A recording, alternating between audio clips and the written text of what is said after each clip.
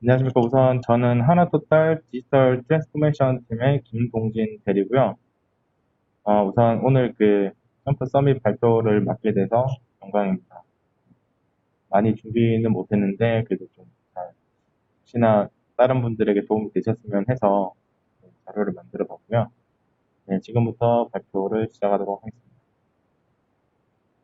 네, 목차는 우선 다음과 같습니다. 처음에 이제 석유화학 산업에 대한 어떤 특징들을 먼저 소개를 드리고, 그 다음에 하나토탈에 대해서 그리고 제가 가진 어떤 경험들, 경력들 간단히 설명드리고, 그 다음에 하나토탈에서 점프가 어떻게 사용되고 있는지 단계를 좀 해봤습니다. 그리고 다음에는 실제로 저희 회사에서 수행했던 여러 가지 그 과제들 중에서 몇 가지 흥미로운 것들, 좀 다른 분들에게 도움이 될 만한 것들을 정리해 보았고요. 마지막에 이제 레슨 앤 런을 하나 추가했고, 마지막으로 이제 Q&A 시간으로 마무리하도록 하겠습니다.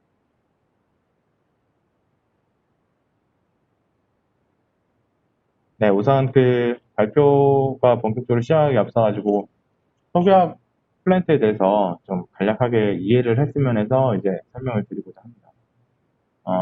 우선 석유화학 산업에 대해서 이제 검색을 해보면 어떤 뭐 B2B 사업이다 아니면 뭐 장치 산업이고 이런 내용들은 많이 있는데 어떤 공정적인 특성 그리고 데이터 정리하는 측면에서의 어떤 특징 이런 것들을 알아야 이제 석유화학 산업에서 데이터 분석을 어떤 식으로 사용할 수밖에 없는지 또는 어떻게 사용해야 되는지 이해하실 수 있을 것 같아서 이렇게 준비를 했고요.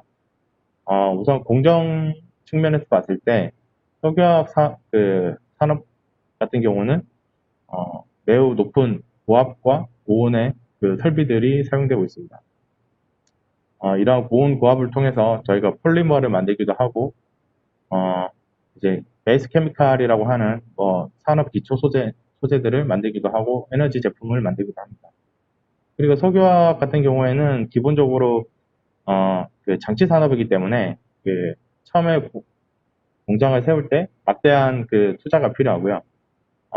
그리고 또 하나의 특징으로는 연속 공장이라는 특징이 있습니다. 그래서 뭐 자동차를 생산하는 컨베이어 벨트처럼 잠깐 끊었다가 다시 또 잠깐 세웠다가 다시 돌리고 이런 식으로 되기가 어렵고 공장이 한번 돌기 시작하면은 이제 다음 4년 동안은 대부분 이제 연속적으로 계속 반복적으로 제품이 생산되는 그런 특징을 가지고 있습니다.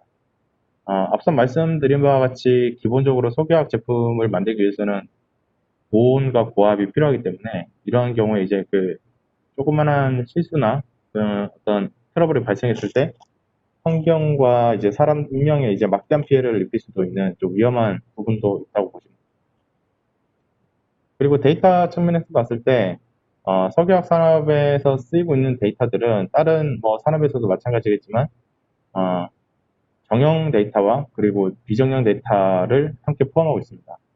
대부분의 이제 그 공정 관련 정보들은 현재 센서를 통해서 모인 그 OIS 데이터라고 저희가 보통 흔히 부르는데 숫자로 된 그 뉴메릭 데이터가 대부분입니다. 다음으로 또 비정량 데이터로는 뭐 CCTV가 엄청나게 많이 있거든요. 석유화학 공장 같은 경우는 국가 주요 산업 시설이기 때문에 CCTV 자료가 엄청 많고 그 다음으로 뭐 사진 자료 그리고 많은 도면이나 그 계약서를 포함한 다양한 PDF나 뭐 도큐멘트 파일들이 또 포함되어 있습니다.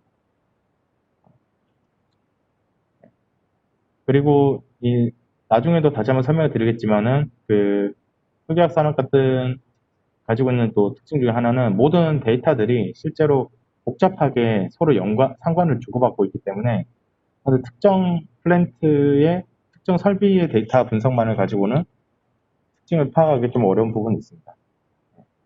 그리고 또 하나의 또 특징을 보자면 이거는 이제 석유화학 자체의 특징일 수도 있고 데이터적인 측면일 수도 있는데 대부분의 그 프로세스 매테리얼들이 그 배관 내에서 이동하기 때문에 눈으로 우리가 이걸 보고 뭐 관측을 한다든지 뭐 하는 것은 사실 좀 어려운 부분이 있습니다. 그래서 센서에 많이 의존하는 경향이 있죠. 네, 다음으로는 하나토탈에 대한 기본적인 정보들이고요. 우선 저희 회사는 1988년도 충남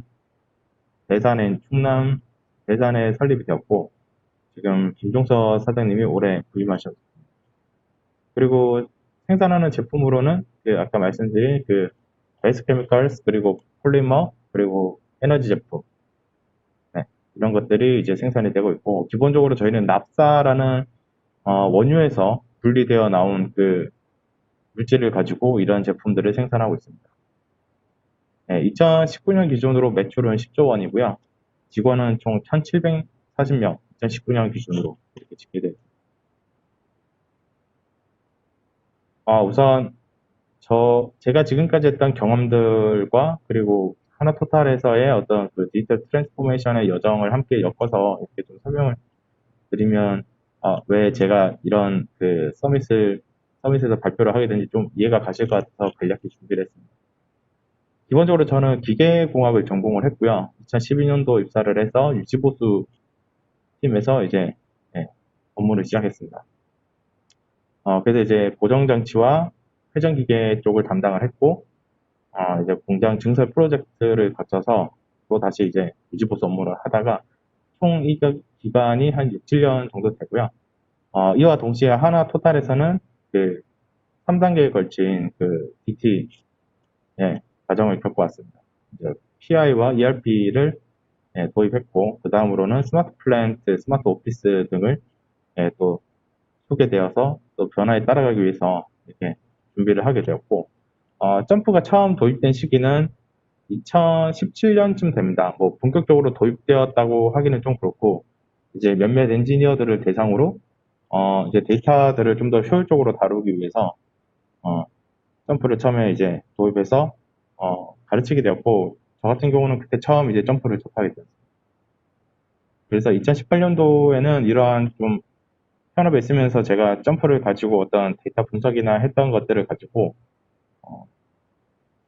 당시 이제 경영혁신팀이라는 팀에서 이제 데이터 분석과 뭐 챗봇, 뭐 뉴 테크놀로지 이런 쪽으로 관련해서 현업에 있는 엔지니어들을 모으는 과정에서 제가 운 좋게 발탁이 돼서 함께 하게 됐고 그 이후에는 작년부터 저희가 이제 전사 디지털라이제이션을 하는 것을 목표로 꾸려진 지금 디지털 트랜스포메이션 팀에서 함께 데이터 분석과 트레이닝을 하고 있습니다. 그리고 올해부터는 이제 AWS 그 클라우드 플랫폼을 도입하게 됐고 내년도부터는 이제 점프를 클라우드 상에서 함께 활용해서 효과들을 창출하려고 계획 중에 있습니다. 네, 다음으로는 이제 점프가 하나 토탈에서 어떻게 이제 사용되고 있는지 좀 설명을 드릴 텐데, 우선 기본적으로 하나 토탈은 작년부터 통합 디지털 교육이라는 그 과정을 새로 신설을 했습니다. 그래서 이 중에서 이제 데이터 분석 과정 부분만 떼서 보면은 기본적으로 점프를 매스 어널리틱스 툴로서 일반적인 엔지니어들이 데이터 분석을 하거나 어떤 의사결정하는 과정에서 도움이 될 수 있도록 트레이닝을 하고 있고 그보다 한 단계 위에서는 이제 파이썬 코드를 중심으로 해서 점프와 같이 사용하면서 효과를 극대화하고자 하고 있습니다. 이 외에도 뭐 리더십 코스라든가 이런 것들을 통해서 디지털 컬처나 마인드 셋업을 하려고 하고 있습니다. 소개가 조금 길었는데요. 이제 석유화학 산업의 어떤 특징을 좀 설명을 드려야 다음 내용 이해가 갈 것 같아서 좀 준비를 했고요. 다음으로는 이제 유즈 케이스를 간략하게 설명을 드리고자 합니다. 사실 이 부분은 제가 좀 재미로 넣어놓은 부분인데 뭐냐면 제가 초반에 점프를 가지고 여러 가지를 해보던 도중에 하나 궁금했던 게 그 지도 기능이 있더라고요. 그래가지고 보시는 바와 같이 저희 회사의 그 퇴근 시간이 되었을 때 어떤 경로로 가는 게 가장 빠를 것인가를 계산해보기 위해서 제가 GPS 데이터를 구할 수가 있어서 그걸 가지고 실제 어블 플랫에 넣어서 최적의 퇴근 경로를 찾아보려고 한번 만들어 본 건데 재미삼아 보셨으면 좋겠고 또 한 가지 부분으로는 점프를 가지고 이제 할 수 있는 것들이 굉장히 다양한데 그 중에 하나로 그냥 소개를 한번 해드리고 싶었습니다. 그래서 제가 생각할 때 점프는 어떻게 쓰기 나름이다라는 생각을 옛날부터 좀 가지고 있고요. 다음으로는 좀 더 이제 좀 진지한 내용으로 들어가 보도록 하겠습니다. 첫 번째 유즈 케이스 같은 경우는 저의 첫 데이터 분석 과제라고 할 수 있었는데 2017년도에 있었던 일입니다. 그 석유화학 산업의 특성상 굉장히 고압의 컴프레서들이 많이 사용됩니다. 이런 컴프레서들이 타입도 굉장히 다양하고 캐파시티도 굉장히 다양한데 굉장히 커다란 기계다 보니까 회전을 하는 굉장히 커다란 물건인 거죠. 그렇기 때문에 안정성이 굉장히 중요하고 만약에 이제 약간의 오차가 발생해도 매우 큰 사고로 이어질 수 있는 위험들이 존재하고 있습니다. 그래서 보통은 이제 이 설비의 안정성을 확인하는 방법으로 저희가 바이브레이션을 센서를 통해서 바이브레이션 값을 계속 모니터링하고 있는데 특히나 이번에 제가 소개해드리려고 하는 다단 센트리퓨걸 컴프레서 같은 경우는 이런 진동값에 굉장히 민감해서 여러 개의 센서들이 꽂혀 있습니다. 그래서 만약에 어떤 오차가 발생했을 때 굉장히 위험할 수가 있는데 2016년도에 저희가 4년마다 한 번씩 턴어라운드를 합니다. 이제 보통 저희 한국말로는 보통 정기보수 줄여서 정수라고 하는데 2016년도에 방영족 1단지에 있는 저희 컴프레서의 진동이 기존 값보다 점점점 상승하는 문제가 있었습니다. 제가 당시 정비팀에 있었기 때문에 이 진동 상승의 원인을 데이터 분석을 통해서 찾을 수 있지 않을까 이런 생각을 하게 되었던 거고요. 그 당시가 이제 하나토단에서 딱 점프를 도입한 지 얼마 안 됐을 때였습니다. 우선은 저희가 보통 일반적으로 어떤 설비에 문제가 있으면 해당 설비를 제작한 벤더 측에 요청을 해서 해당 벤더의 어떤 스페셜리스트가 방문을 해가지고 이거 같은 경우는 어떤 고장이다 아니면 어떤 상황이니까 어떻게 조치해라 이렇게 조언을 해주게 되는데 이번 건 같은 경우는 슈퍼바이저 입장에서도 우선 로터의 언밸런스를 의심을 했었고 그 언밸런스가 발생하는 원인에 대해서는 파울링이라는 펠러 모드를 의심하게 되었습니다. 근데 한 가지 어려운 점은 아까 말씀드렸다시피 석유화학 공장은 연속 공장이기 때문에 중간에 끌 수가 없어요. 그래서 중간에 끄게 되면은 손실이 어마어마하거든요. 하루에 공장을 멈췄을 때 손실이 뭐 몇십억 될 때도 있으니까 공장을 그리고 껐다가 바로 다음날 켤 수 있고 이런 게 아니라서 일단 끄면 한 달 정도 또 작업을 해서 살리는 이런 것들이 있습니다. 그래서 공장을 꺼서 설비를 직접 뜯어서 확인을 하는 게 불가능하기 때문에 어떻게 이제 조치를 해야 되나 이런 상황이 있었던 거죠. 지금 왼쪽에 보이시는 차트를 보시면 여기 보이시는 특정 센서에 이제 이런 문제가 있었던 건데 기본적으로 알람이 두 단계로 세팅이 되어 있습니다. 노멀 단계에서는 알람이 뜨지 않는데 하이 알람이고 하이 알람이 있습니다. 진동 같은 경우는. 그래서 하이 알람 시가 넘어가면은 기본적으로 이제 공장에 알람이 가게 되고 하이 알람까지 도달하면은 설비가 자동으로 셧다운 됩니다. 그렇기 때문에 이 하이 알람이 가면 관련되어 있는 모든 공장이나 설비들이 같이 꺼져버리기 때문에 당시로서는 굉장히 좀 중요한 문제였다고 할 수 있습니다. 그래서 그 당시에 저는 점프를 배운 지 얼마 안 됐었기 때문에 사실 뭐 별 다른 기능이나 이런 걸 잘 몰랐어요. 대신에 트렌드를 보는 게 굉장히 좀 편하게 되어 있다라는 생각을 해서 이 진동이 발생하는 어떤 추세와 같은 설비에 꽂혀 있는 다양한 어떤 데이터 트렌드들 간의 어떤 상관관계가 있지 않을까 라는 생각을 가지고 한번 분석을 해보게 되었습니다. 그래서 즉 공장을 다시 재가동하기 전의 데이터와 그 이후의 데이터에 보시는 요 시점에 중간에 끊겨 있다가 다시 돌아가는 요 시점 전과 후에 어떤 차이가 있는지 좀 알고 싶었고 그래서 이 설비 한대에 꽂혀 있는 수십 개의 태그들을 저희가 한눈에 한 화면에 이렇게 쭉 동시에 비교하는 게 거의 불가능한데 이제 JMP에 있는 점프에 있는 컬럼 스위처라든지 아니면 그 당시에는 컬럼 스위처도 몰라서 그냥 이제 그래프 빌드에다가 하나씩 트렌드를 집어넣고 비교를 했었는데 이걸 통해 가지고 특징을 찾아낼 수 있을까라고 생각했는데 사실 찾지는 못했어요 그 당시. 굉장히 좀 산발적으로 데이터들이 어떤 흔들림이 있다라는 건 알 수 있었는데 국제적으로 어떤 포인트에 문제가 발생해서 이게 문제가 되고 있는 건지를 알 수가 없는 그런 상황이었습니다. 당시 그래도 한 가지 좀 운이 좋았던 부분은 PCA라는 거를 잠깐 설명을 들었었어요. 당시에 저희 회사에서 점프를 처음 소개해 주셨던 분이 설명을 해 주셔가지고, PCA를 이용하면 좀 쉽지 않을까라는 생각이 들어서, 전체적인 경향을 파악하기 위해서 PCA를 한번 시도해 봤습니다. PCA를 적용했을 때, PCA를 통해서 이제 데이터 분석을 했을 때, 그, 다양한 트렌드 태그들의 다양한 그 정보를 좀 2차원으로 또는 3차원으로 표현하면 실제로 진동을 상승하는 데 있어서 어떤 특징이 있지 않을까라는 생각을 했고,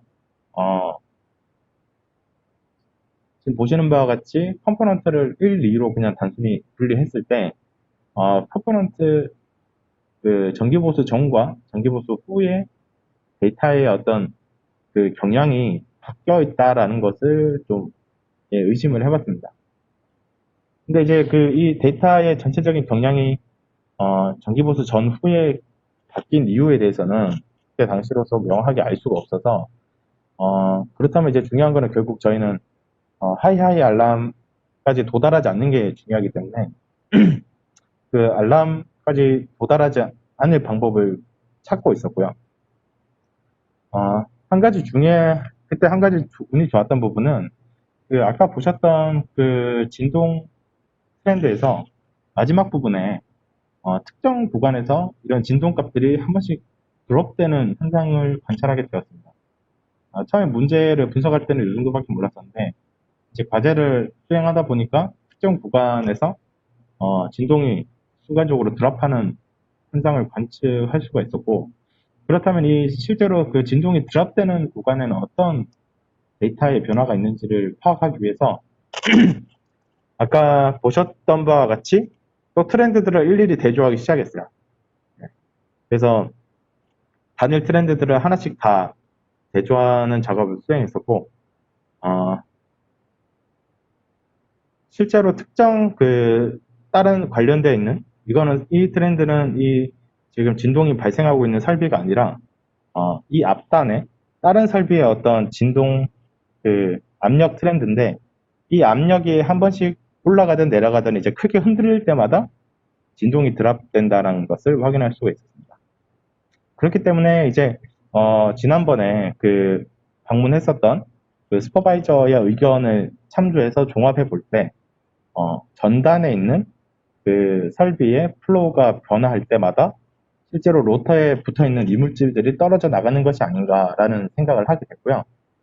실제로 이후에는 다행히도 그 공장에서 하이하이 알람까지 도달하는 일은 없었어요. 한 번씩 이렇게 그 플로우가 흔들리면서 자동으로 그 파울링이 해소가 되고 또 점점 쌓이다가 또 해소가 되고 이런 게 반복이 되면서 당연히 트립까지 가는 일은 발생하지 않았는데 한 가지 당시 아쉬웠던 거는 저희가 공장을 꺼서 확인할 수가 없기 때문에 이제 그 밴드의 슈퍼바이저의 의견을 참조하는 용도로 정도 예, 사용을 했었습니다.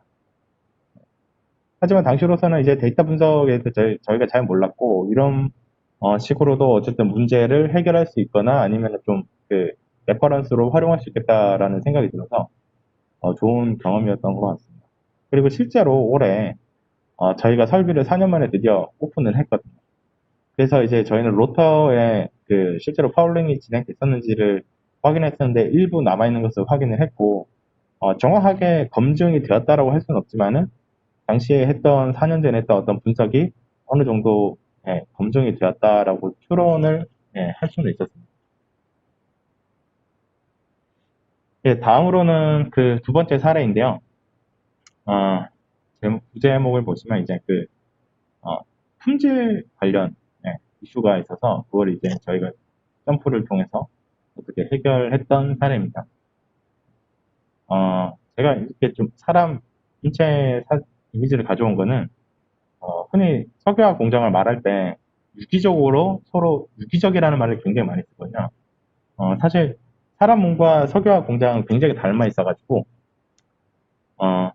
굉장히 많은 그 플랜트들이 서로 이제 유기적으로 연결되어서 많은 설비들이 각자의 역할을 일정 범위 안에서 수행하는 것이 그리고 그 항상성을 유지해 가는 것이 굉장히 중요합니다.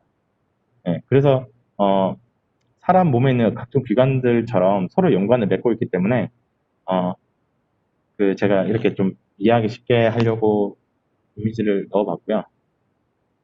좀 더 쉽게 설명을 하자면 저희가 그 사람의 몸이 건강한지 아닌지 진단을 할 때 뭐 심박수를 청진기를 대고 듣는다든지 체온을 재고 아니면 목소리 상태를 듣고 아니면 피 검사를 하고 이런 것들을 다 수행하잖아요.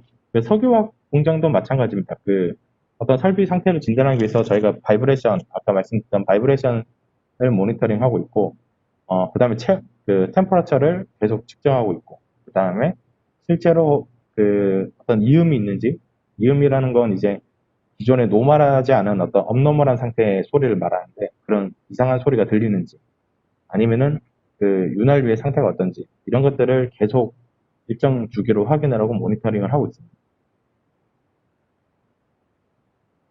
네.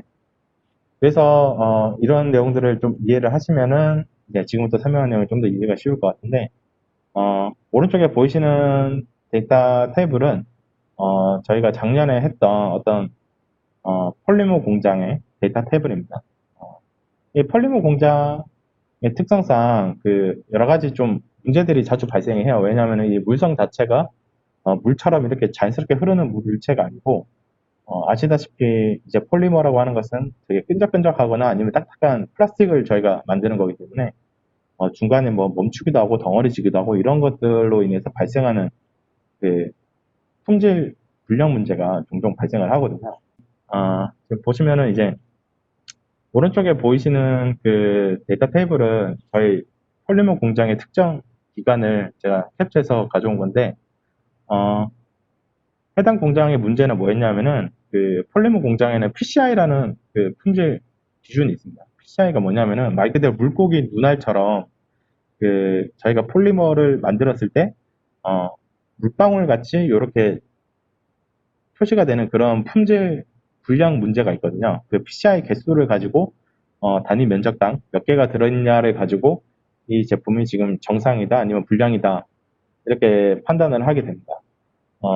그래서 오른쪽에 보시면 그 X축은 제품을 생산한 날짜들이고 Y축은 그 PCI의 개수를 나타내고 있는데 저희가 가지고 있는 기준으로 일정 수준이 넘어가면은 이거는 이제 PCI가 많아서 제품으로 고가로 팔 수가 없고 좀 저가로 판매를 해야 되는 그런 문제가 있습니다. 근데 공장에서는 이제 이러한 PCI 문제가 왜 발생하는지 알 수가 없기 때문에 데이터 분석을 통해서 어떻게 원인을 찾아볼 수 있을까라는 고민을 했었고요. 그래서 작년 한 6주 정도 이런 문제를 찾기 위해서 프로젝트를 하나 진행을 한 게 있어서 소개를 해드리고자 합니다. 네, 먼저 그 하나토탈에서 수행하는 작업들은 기존에 있는 공정 데이터들과 이제 PCI의 어떤 상관성을 파악하기 위한 모델을 만들어 보는 것이었는데 보시는 바와 같이 저희 회사는 연속 공정이기 때문에 어떤 부스팅 기법을 쓰는 거는 상당히 어렵더라고요. 그래서 실제로 그 트레이닝 데이터에서 실제값과 모델 값이 굉장히 잘 맞다고 하더라도 실제로 이제 검증 데이터를 집어넣었을 때 보시는 바와 같이 이 빨간 선이 이제 실제값이라고 한다면은 검증값은 전혀 다른 트렌드를 그리는 것을 알 수 있습니다. 그래서 실제로 과제를 수행하면서 뭐 멀티 리그레이션이라든지 뭐 신경망 분석, 뭐 이제 스텝와이즈도 해보고 다 해봤지만 이런 식으로 이제 밸리데이션이 제대로 되지 않다 보니까 다른 방법들을 또 고민을 하고 있었고요. 그 중에 하나 저희가 확인했던 게 멀티 리그레이션을 했을 때 보시는 바와 같이 그 저희가 타겟팅하고 있는 y 값에 영향을 미치는 인자들이 이렇게 표시가 쭉 점프해서 되는데 이 표시된 인자 중에서 상위 11개 중에 몇 개 이상이 이제 저희가 생각지 못했던 특정 영역에서 나오는 센서 값들이었던 거죠. 그래서 그냥 데이터 분석만으로는 이런 부분들을 좀 찾기가 힘들었기 때문에 공장에 있는 프로세스 엔지니어와 이런 결과들을 계속 디스커션을 했었고 그 결과 이제 이런 품질 문제와 관련된 특정 영역이 있다라는 것을 밝혀내게 됐습니다. 그래서 그 공장에서의 의견은 검색 이 결과를 가지고 품질에 영향을 미치는 요소가 그 폴리머 공정에서는 이제 일종의 촉매제라고 할 수 있는 물질을 사용하는데 그 촉매제의 어떤 성상 때문에 발생한 문제가 아닌가라고 추론을 했고 그 이후에 저희가 흔히 레시피라고 부르는 그 촉매 조합 그런 방법이 있습니다. 그래서 그걸 변경을 해서 예, 지금까지 그 이후로 이제 현재까지는 PCI 관련한 문제는 거의 발생하지 않고 있는 예, 사례라고 할 수 있습니다. 간단히 소개드리면 이 그 과제는 저희가 작년에 처음으로 좀 본격적으로 점프를 가지고 기존에는 학습과 이렇게 간단한 분석들만 하다가 공장에서 어떤 생산 관련된 분석을 처음으로 수행한 사례였고 총 6주 정도의 시간이 걸렸고 이 과정에서 이제 프로세스 엔지니어와 그 내부에 있는 점프 그 컨설턴트 그리고 저희 팀이 서로 협업해서 진행을 하게 됐고요. 어, 사실 이 과정을 수행하면서도 느낀 거지만 거의 80%의 80%의 업무는 이제 데이터를 모으고 준비하는 과정이었던 것 같습니다. 실제로 저희가 데이터가 많다고 생각을 했지만 막상 이제 분석을 하기 위한 그렇게 딱 정형화된 데이터들이 아니다 보니까 그런 것들은 모으고 필요 없는 것들을 지우고 하는 과정에서 굉장히 많은 노력이 필요했고요. 어, 그리고 한 30% 정도는 이제 어떤 모델링하는 그런 역할이 컸던 것 같고요. 어, 그리고 추가로 제가 50%를 추가했던 거는 테크니컬 리뷰가 굉장히 많이 필요했던 것 같습니다. 그러니까 이제 전체 과정을 수행하는 데 있어가지고 프로세스 엔지니어의 의견이라든가 아니면 공장 운전원의 의견 이런 현장에서 이제 데이터로만 알 수 없는 부분들을 듣고 직접 그 분석 과정에 반영하는 게 굉장히 중요했던 것 같아요. 이상 제가 일단 소개해드리는 하나포탈의 사례는 두 가지고요. 다음으로는 제가 뭐 많이 알지는 않지만 석유화학이나 아니면 이 연석 공장이나 장치 산업 쪽에 종사하시는 점프를 처음 접하시는 분들에게 조금 도움이 되지 않을까 싶어서 제가 지금까지 했던 그 프로젝트나 과제들을 하면서 느낀 점을 좀 말씀드리려고. 제가 생각하는 그 데이터 분석에서 특히나 석유화학 산업에서 가장 중요한 게 세 가지라고 생각을 하거든요. 첫 번째가 이제 협업, 그 현장과의 협업이 굉장히 중요하다. 그 다음으로는 창의성, 창의성이 또 굉장히 중요하고 마지막으로 그 실패에 대한 두려움을 가지지 않으셨습니다.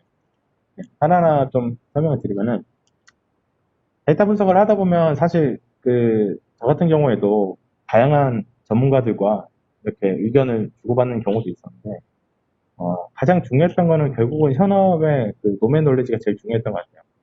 결국에는 데이터가 가지고 있지 못한 데이터가 설명하지 못하는 어떤 행간들이 있기 때문에 그런 부분들을 결국에는 도메인 놀리지로 채워갈 수밖에 없고 프로세스와 그리고 메인터넌스 그리고 기술팀이 항상 그 커뮤니케이션을 해야 좋은 결과를 만들어낼 수 있지 않을까 생각을 합니다. 네, 그 물어보는 거를 절대 두려워하시면 안 되고요. 다음으로는 창의성에 관련된 부분인데 특정 알고리즘을 저희가 사용한다고 해서 그게 현실 세계의 실제값과 항상 100% 맞아떨어지지는 않는다라는 부분입니다. 그렇기 때문에 데이터를 굉장히 다양한 방법으로 다양하게 써볼 수가 있어야 되고 점프에는 참 좋은 게 이제 그 그래프 빌더가 가지고 있는 다양한 기능 그리고 패럴러 플롯 그리고 버블 플롯 기타 등등 그래프 빌더에 있는 아니면은 그래프 기능들만 잘 사용해도 저는 점프를 한 70%는 잘 쓰고 있다라고 생각을 하거든요. 어, 그렇기 때문에 창의성이라는 게 어떻게 보면은 많이 아는 것과 다르게 많은 정보들을 서로 연결하는 문제라고 생각을 하고 그렇기 때문에 가능하면 점프가 가지고 있는 다양한 기능들을 어차피 어렵지 않으니 많이 써보는 것을 권장을 드리고 싶습니다. 그리고 그 협업을 통해서 또 협업이 또 필요한 이유 중 하나인데 협업을 통해서 많은 과정들이 개선되고 결과들이 개선될 수 있고 그리고 많은 의견들이 있으면 확실히 많은 아이디어가 나온다고 저는 생각을 하고 있습니다. 그래서 어, 어떤 주어진 틀에 딱 공식적으로 이런 루트를 따라서 분석이 된다라고 하지 말고 다양한 방법들을 시도해 봤으면 좋겠습니다. 마지막으로 이제 그 실패에 대해서 두려워하지 않으셨으면 하고요. 대부분 프로젝트들은 제 경험상으로는 초반에 아주 숙련된 그리고 전문가가 아닌 이상 기대했던 결과가 나오지 않는 경우가 굉장히 많아요. 데이터가 부족하거나 아니면은 저희가 될 줄 알았던 것들이 실제로 적용했을 때는 되지 않는다거나. 네. 그래서 이런 것들을 몇 번 경험하시고는 데이터 분석은 별로 중요하지 않구나 또는 쓸모가 없구나라고 생각하시는 분들도 꽤 있어서 제가 생각할 때는 이런 실패에 대한 두려움을 좀 음, 두려워하지 않으셨으면 하고 그리고 가능하면 작더라도 많은 그 프로젝트나 소과제들을 많이 수행해 보시는 게 굉장히 도움이 되리라 생각이 듭니다. 네. 그리고 생각보다 그 시간이 많이 걸릴 수 있어요. 진짜 데이터 분석을 하다 보면 저도 거의 밤 10시, 11시까지 남아서 하는 경우가 있는데 저는 그런 게 사실 재밌거든요. 재밌어서 하고는 있는데 이게 시간이 많이 걸려서 힘들어 하시는 분들도 있고 그렇지만 이건 역시 정상적인 거니까 두려워하지 마시고 그리고 가끔 이런 경우도 있습니다. 어떤 공장에서 굉장히 골머리를 앓고 있는 문제가 있어서 이제 부탁을 해서 저도 몇 가지 해보긴 했는데 실제로 과제를 들여다보고 이제 좀 이해하고 나서 보통 이제 그래프 빌더를 많이 써보는데 초반에는 그런 식으로 이제 생각보다 쉽게 문제가 해결되는 경우도 있더라고요. 근데 이제 너무 쉽게 해결되면 어, 이게 맞나라는 생각이 들어서 막 더 확인해보고 이런 경우도 있는데 그럴 경우에 뭐 어쩔 수 없죠. 그냥 남는 시간에 쉬는 수밖에 없는 것 같고 네, 그래서 너무 쉽게 해결되더라도 좀 그것도 정상이니까 네, 한마디로 여러 가지로 보는 게 저는 중요하다고 생각합니다. 네, 이상으로 발표를 마치도록 하겠습니다. 들어주셔서 감사하고요. 혹시 질의응답 있으시면은 해주시면 되겠습니다.